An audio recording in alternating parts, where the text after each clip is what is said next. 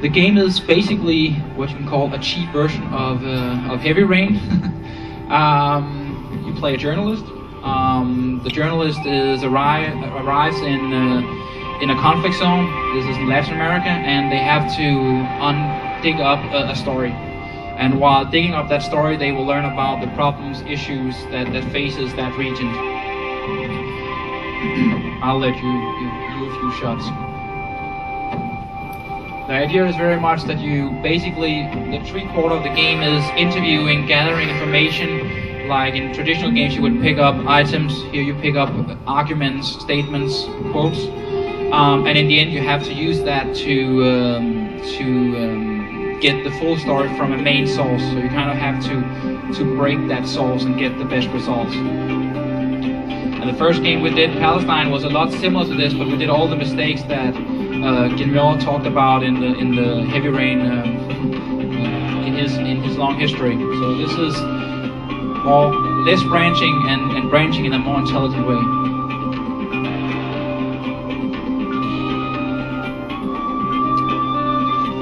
And this is some of the issues that you run into, that you have to engage with as a player, as a journalist.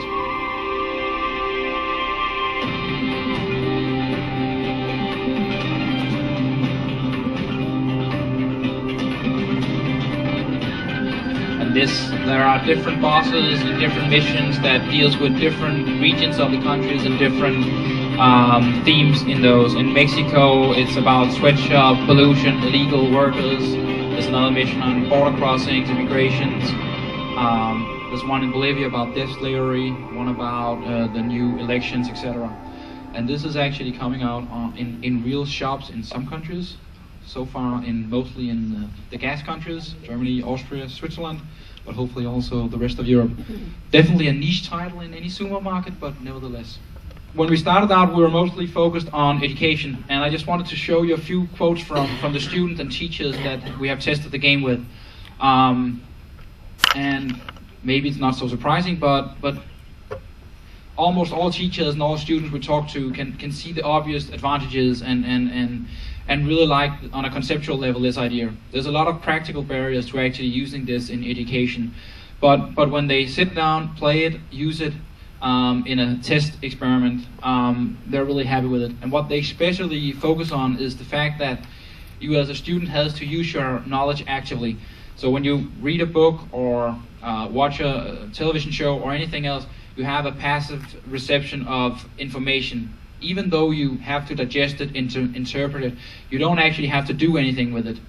If you don't get what's on the first page, well, you can still read the next page. If you don't get what's going on in the computer game, you can't really get any further. So there's a very direct feedback, and you really have to use your knowledge in an active way.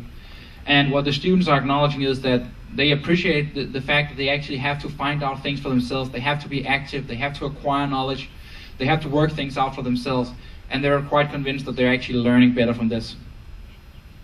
The teachers are actually on the same page, at least in this sense. They also sense that students will get more out of this, being active, using knowledge, exploring knowledge, and also to a large extent bring this conflict, these issues, much closer than is possible with traditional teaching and medium. So I think that if we look at what Europe can offer in this space, I think that if we look to the US, we have a lot of entertainment titles.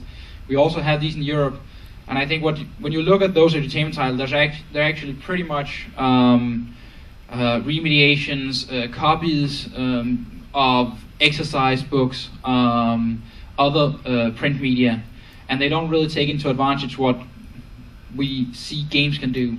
They don't have these exploratory universes, they don't have clear consequences, feedback.